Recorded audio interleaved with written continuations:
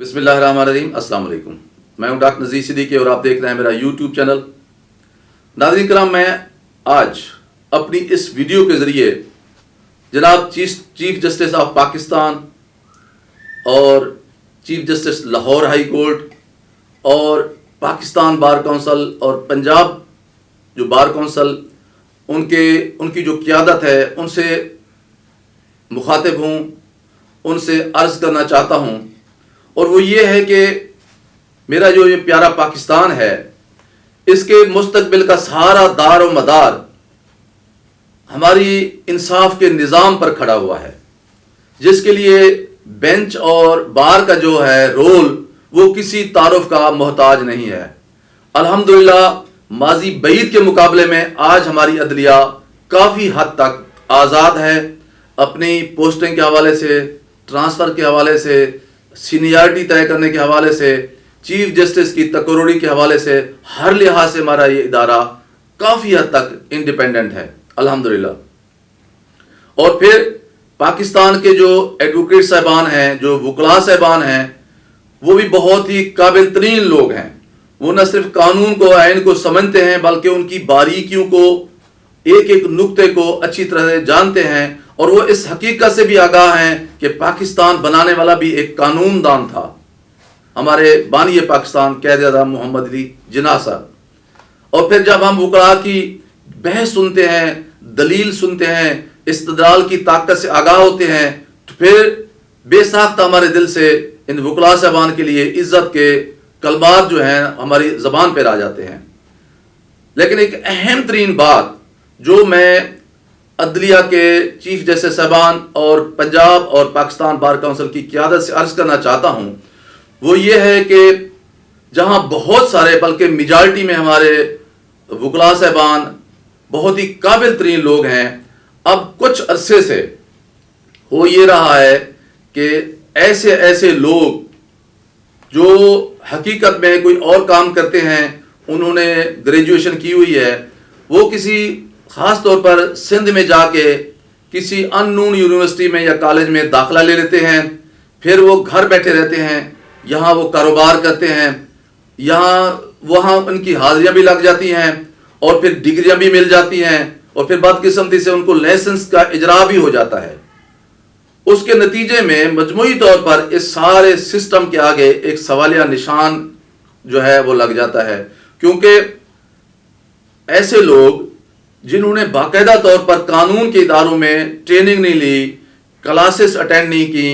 اور قانون کے نکات سے آگاہ کرنے والے اساتذہ سے علم کی روشنی حاصل نہیں کی، تو ظاہر ہے ان کی کوئی تربیت نہیں ہے. کسی ادارے میں وہ کلاس میں بیٹھ نہیں سکے. وہ صرف یہ ہے کہ ان کی حاضری بھی لگتی رہی ہے، ان کی جگہ پہ کچھ لوگوں نے امتحان بھی دے دیا ہے اور پھر وہ جو ہے پاس بھی ہو گئے ہیں اور پھر لائسنس بھی مل گیا ہے. تو ان کا ایسے صاحبان کی وجہ سے جو میجارٹی وکلاء صاحبان کی ہے، ان کی کارکردگی جو ہے وہ بھی کویسچنیبل ہو جاتی ہے. اس سے نہ صرف پورے معاشرے پہ اثرات مرتب ہوتے ہیں بلکہ ہمارا جو کرمنل جسٹس سسٹم ہے وہ بھی کمزور ہو جاتا ہے. تو بحیثیت ایک شہری میں یہ تجویز پیش کرنا چاہتا ہوں، ہاتھ جوڑ کر تجویز پیش کرنا چاہتا ہوں، کیونکہ جہاں عدلیہ کا مقام آ جاتا ہے تو پھر عزت کے ساتھ، احترام کے ساتھ ہماری جو زبان ہے وہاں رک جاتی ہے، کیونکہ اس کی حدود اور قیود ہیں. ہم عدلیہ کے سامنے صرف اپنی گزارشات ہاتھ جوڑ کر ہی پیش کر سکتے ہیں. میں یہ عرض کرنا چاہتا ہوں کہ جیسے میں ایک MBBS ڈاکٹر ہوں، میں نے FSC کی، اس کے بعد پھر ہم نے انٹری ٹیسٹ دیا، پھر انٹری ٹیسٹ کے بعد اگر ہمارا میرٹ بنا تو پھر جو متعلقہ میڈیکل کالجز ہیں، اگر وہ سرکاری ہیں تو ٹھیک ہے، اگر وہ پرائیویٹ ہیں تو پھر یہ پہلے PMDC تھی، اب PMC یعنی پاکستان میڈیکل کونسل ہے. اس کے بعد جو رجسٹرڈ جو ہوتے ہیں میڈیکل کالج، وہاں ہمیں ایڈمیشن ملتا ہے،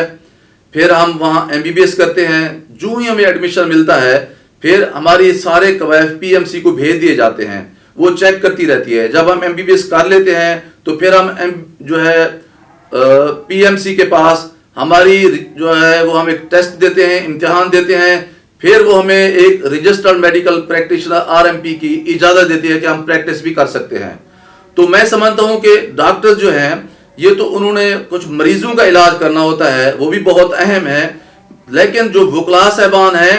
انہوں نے ملک کو بھی چلانا ہے، انہوں نے انصاف بھی دینا دلانا ہے، انہوں نے ان کو ہماری عدلیہ کے لیے بہت اہم ہے، لیکن وہ ان کے لیے بھی کوئی ایسا سسٹم ہونا چاہیے جس طرح پی ایم سی ہے، اسی طرح پاکستان لا کمیشن ہو یا پاکستان لائر کمیشن ہو.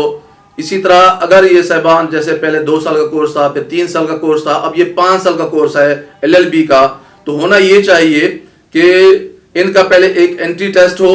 تاکہ وہ جو ان کا میرٹ بنے اس کے مطابق یہ پھر اسی ایک قانون کے ادارے میں کالج میں داخلہ لے سکیں جو ان کے پاکستان لا یا پاکستان لائر کمیشن کے پاس رجسٹرڈ ہو.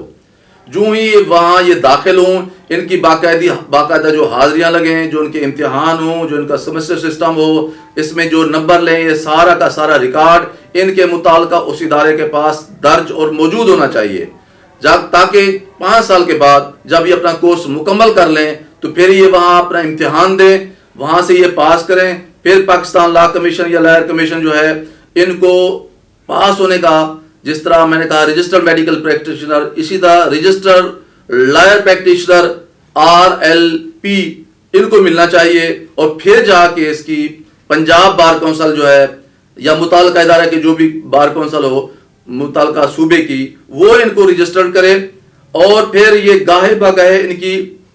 جو ہے وہ چیکنگ بھی ہوتا رہے ان کی قابلیت اور صلاحیت کی، کیونکہ اس میں پھر بار کونسل کی پریسٹیج اور ڈگنیٹی کا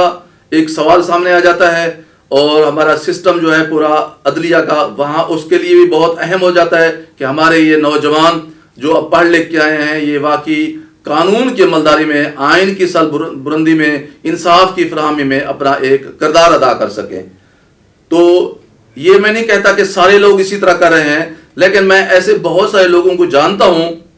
جو اپنی کسی فیملی ڈسپیوٹ میں پھنستے ہیں، لیٹیگیشن میں آ جاتے ہیں، انہوں نے FA کی ہوئی ہے یا BA کی ہوئی ہے، پھر وہ جا کے سندھ میں ایڈمیشن لے لیتے ہیں، ادھر اپنی وہ پیشہ بھگت رہے ہوتے ہیں، اور 2 3 4 سال 5 سال بعد پتہ چلتا ہے کہ وہ تو وکیل بن گئے ہیں، وہ اپنا چیمبر لے لیتے ہیں، پھر جب وہ عدالت پہنچ جاتے ہیں تو پھر وہ کسی نہ کسی جو بار کے اندر بھی پھر گروپس ہوتے ہیں جو الیکشن لڑتے ہیں، پھر وہ کسی گروپ کے ساتھ اٹیچ ہو جاتے ہیں، تو پھر ایسا ایک بڑا پلیٹ فارم ان کے ہاتھ میں آ جاتا ہے جس کی وجہ سے ان کی طاقت کئی گنا بڑھ جاتی ہے، اور پھر جو متاثرہ فیملی ہوتی ہے جن کے ساتھ ان کے ڈسپیوٹس ہوتے ہیں، پھر وہ اپنی اس وکیل ہونے کی طاقت کو استعمال کر کے اپنے جو جن کے ساتھ ان کا تنازع ہے فیملی کے، ان کے حقوق جو ہیں وہ سلب ہو جاتے ہیں، ان کو حقوق نہیں ملتے، کیونکہ وہ اپنے وکلاء کی جو طاقت ہے اس کو استعمال کرتے ہیں. وہ پھر جج صاحبان سے بھی جا کر ذاتی طور پر ریکویسٹ کرتے ہیں، لیکن ظاہر جج صاحبان نے تو اپنا فیصلہ میرٹ پہ کرنا ہوتا ہے، لیکن پیشیاں لینے میں، معاملات کو لنگران کروانے میں، ڈیلے ٹیکٹکس استعمال کرنے میں، سٹے لے کے کئی مہینے کئی سال تک چلانے میں، ایسے وکلاء صاحبان اکثر کامیاب ہو جاتے ہیں کسی نہ کسی طریقے سے. تو میں یہ آپ سے عرض کرنا چاہتا ہوں، میں چیف جسٹس آف پاکستان کی خدمت میں ہاتھ جوڑ کر، لاہور ہائی کورٹ کے چیف جسٹس صاحب کی خدمت میں ہاتھ جوڑ کر، اور پاکستان بار کونسل اور پنجاب بار کونسل کی قیادت سے، ان کے صدور، ان کے جنرل سیکرٹری سے بھی ہاتھ جوڑ کر یہ عرض کرنا چاہتا ہوں کہ اپنے اس ادارے کے وقار کے لیے آپ مہربانی فرمائیں کوئی ایسا طریقہ کار بنا لیں جس کی وجہ سے اگر ہمارا معیار جو کم ہو رہا ہے، یہ ہمارے وکلاء صاحبان کا ایک تو معیار بھی بہتر ہو سکے گا، لوگوں کو انصاف بھی مل سکے گا، اور ایسے لوگ جو گنتی پہ ہیں، جو انگلیوں پہ گنے جا سکتے ہیں، اگر وہ ایسے ہی وکیل بن کر آپ کے پورے ادارے کے لیے نیک نامی کا باعث نہیں بن رہے تو وہ بھی پھر مارجنائز ہو جائیں گے، اسکرین آؤٹ ہو جائیں گے، اور آپ کے ادارے کا جو وقار ہے پہلے بھی بہت اچھا ہے، اور میجارٹی وکلاء صاحبان کی بہت قدروں والے لوگ ہیں اور ہمارے لیے